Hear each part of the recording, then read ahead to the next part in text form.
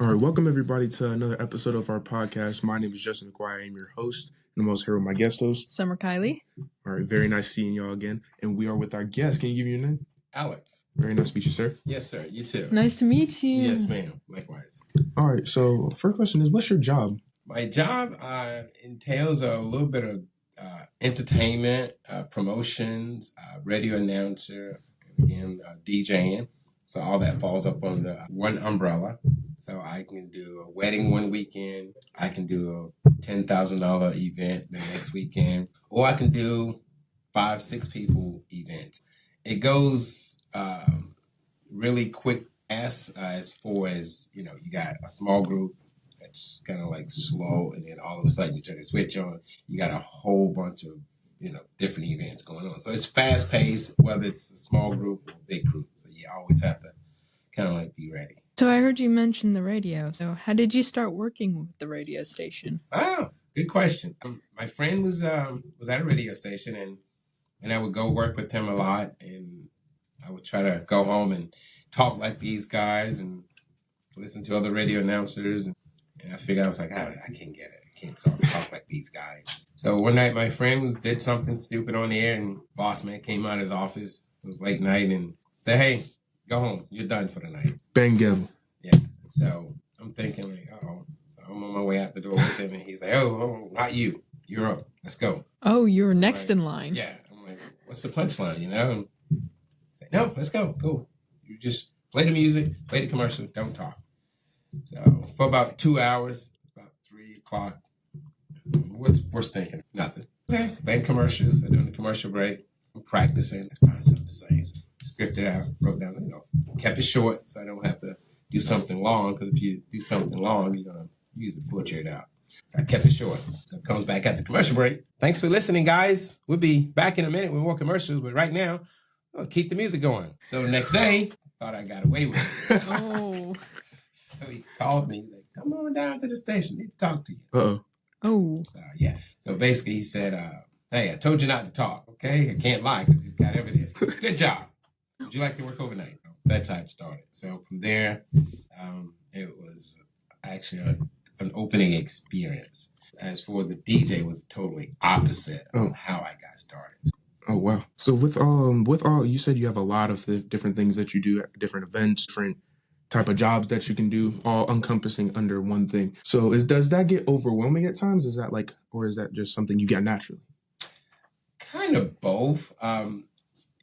It doesn't get that much overwhelming to me simply because I know what I'm going into, and I prepare myself several months before it gets to that point. So for an example, when I DJ for celebrities, big events, I'm already rehearsing before I even start the event. I'm rehearsing in my mind. I'm going through all my checklists. I'll do my checklist 3 or 4 times a day the next day. So in a week's time, I don't even have to look at my checklist anymore because I have a photographic memory of how I'm going to do this, how I'm going to go into it. Preparation. And then something will go wrong, but I've already prepared for it. So if you prepare for something, even though it doesn't go wrong, at least you're ready. So some of the events, to answer that part 2 of that question, like I may do a wedding that's very, very tedious. And I like weddings, but when it gets to a point, everything is, you got to do it just like this time. Nothing never works out on time. So when you tell bride, grooms, and people like that, well, I can't play this song exactly at 12:30 because something's going to go wrong. But you can't understand the message that people feedback to you. Like, well, no, it's going to work that way. And say, okay. And then you have to really bite your tongue and just do it. Mm-hmm. And then they realize oh, he was right. I've been doing this for so long. When people say, hey, can we do this? Yeah, you can do it, but you want my opinion on it? And that's not going to work. They say, oh, yes, it will. Let's do it. All right. And then, they understand, there's always a bump in the road. Again, just be prepared for it. My biggest learning attribute is listening. I want help. I'm never going to tell you or anybody, say, no, I got this. It's my business. I got this. it's almost like pointing a finger. So when you point a finger, you always got three coming back at you. So really, it's not the person you're pointing at. It's you. So that's how I've learned to take anything and everything in like a sponge. I even take in the negative. Why? Because I learned from it. I always say, well, I don't want to learn like that, but I'm going to take it in and dissect it. Why is it negative? And then I'll try to find a positive out of it. So if you can do all that, have an open mind and want to learn, let people step in. Not everybody's going to be right. Not everybody's going to be wrong, but you still can learn. This business, I created the way I'd like it to run, and people are always calling me saying, hey, I need help with this, and I'm willing to help them. Millionaires, all the way down to the guys in the hood or the whoever. I don't mind helping people. So it's fun. It really is. Yes, sir. So what's your favorite experience from this job? Oh, you really want to answer this? What's my favorite experience? I know you got a lot of them. Yes, I do. Can't be that bad. Sir? Can't be that bad. Oh, yes, it is. Oh. I have to realize I'm at a high school. All right. Oh. All right, so we'll give you the rated G version of it. It's not bad. It's just, it was awkward. I was at a church. That's a great That's a way. great way to start it. Yep. So All right. this is one of mine. I'm not going to give you the one that I really want to tell because it's lengthy. But I'll give you the one at the church, and then I'll tell you the one about at a nightclub. But the church was great. I was at a church and I was DJing. I was just playing some spiritual music, just what they asked for. And I turned my head and I hit play, and I was playing the wobble In church on a Sunday. Oh my God. Funny thing happened. The little kids saved me. The little kids jumped up and started doing the wobble. I played immediately the church clap right after that. That was kind of like, a savior.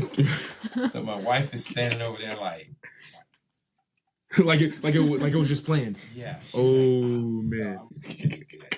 So at the end of the service, all the elders, which is the older people in church, they come up and go, that was so amazing how you did that with the kids. And I'm sitting there like, God, I'm so sorry. But yeah, it was fun. And that was just recently, 6 months ago. Oh wow. Oh wow. The other one, the skating rink. Oh my goodness. So there was about 3,000 people at the skating rink. Oh God. So I'm set up in the middle of the rink, and it's like 12 o'clock, and everybody's just skating around. All my cables are coming from the ceiling. So I go to the bathroom, and I'm coming back, and I see everybody standing there. So under my table, I have like water, snacks, and things.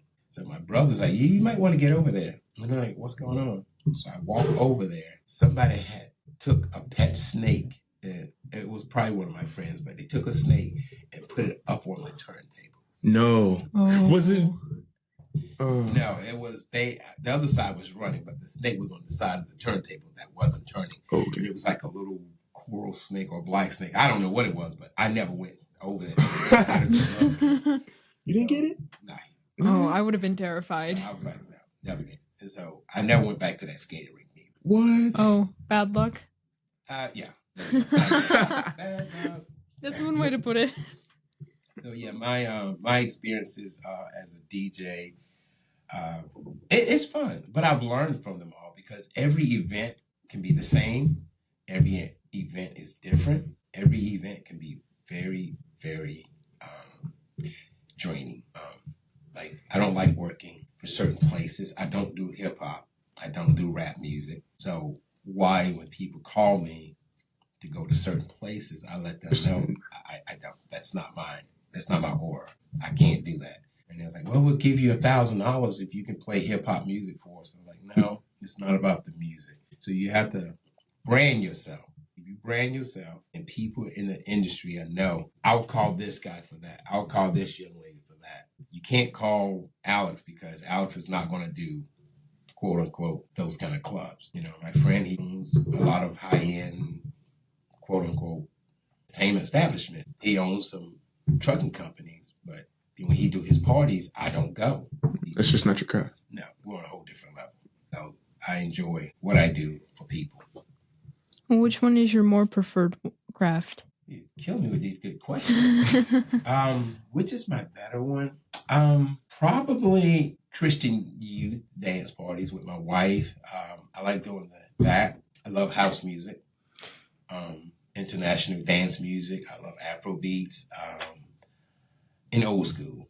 I'm not real big with top 40 because I feel like I hear it every day simply because I work at the radio station. So I like anything long as it has a message to it. If it's something degrading, political, stuff like that, I shy away from it because less of your tempo. Pardon me? Less of your tempo in that area. Yeah, because music is all about what you listen to. It's like TV. You're going to become what you watch. You're going to become what you listen to. You're going to become who you hang around. So if you hang around 3 or 4 millionaires, guess who's likely to be the next millionaire? You are. Yeah. Because like your environment, the things that you do, things you say, things you see. You hang around with people that gang bang, steal and stuff, guess who's going to be the next person to steal? And that's a lesson learned. That is very true. Very insightful. Is there anything you want, like, if someone wanted to get into the craft that you do, like, is there anything you would like to say to them that could help them out, help them, like, achieve their dreams? Yes. Be open to learning. You got to be open. That's the number one ordeal when I have my training classes to train DJs and people that want to become MCs. I said, it's a big difference of being an MC and a DJ, but it all falls up under the same realm. You got to open the door and say, I need help. I can't do it all by myself. So somebody say, hey, I got this. I appreciate it. Okay. Just don't be rebuttal. Don't always have an answer for an answer. You always want to learn and take in as much as you can. You can never stop learning. I'm 63 years old. I still learn to this day. Either I'm going to learn to be a better person or I'm going to learn not to be like that person. So you're going to learn. You're going to be learning one way or another. So it's always good to have an open perspective on everything. But the 3 things in life that I refuse to give answers to, and people always ask me this on the radio, why I don't talk about politics. It's not my thing. Why I don't talk about race. It's not my thing. And the other was why I don't talk about family. It's just not your thing. It's my thing. Like race, religion, politics, and family. Those 3 to 4 things. It's a closed doors conversation. And anytime I have that conversation, it's always with 1 or 2 people, and that's it. Because if you have more than that, you know what's going to happen. Somebody in that group is going to say something, and that's it. Now you're going all downhill, and it's going to get bad. So lesson learned. Don't let somebody reel you in. You guys have seen it. TikTok, Instagram, whatever. Just don't get reeled in. Just stay with your course. Be always open to listen, but slow to talk. Quick to think, slow to talk. And just have that perspective like, I want to learn. And you'll go a long way. I promise. Guaranteed. Thank you for your wisdom. You're welcome. All right. Well, my quick question. This is just my question. What's a fun factor about yourself that, like, most of your people, even your viewers, wouldn't know about you? Fun factors about me? Yes, sir. I love people. I love the help. I love the smile. I'm what you see. I'm not. It's nothing fake about me. I can help the good old country boy that's wearing the holes in his jeans to, the janitor at the church or whatever. It doesn't matter. I'm going to help. I'm going to hold doors for people. Good question, because it reminds me of something. I was at a Walmart one time, and this is a godly thing. So this cashier was running this guy's credit card, and he was country boy, had Make America Great Again, all that. That's his thing. I don't hate him. That's his thing. Well, long story short, she scanned his card, and there was a long line there. And she was kind of loud. She goes, "Your card has declined. Do you have another one?" And she was saying it like she was really wanting to embarrass her because the hat.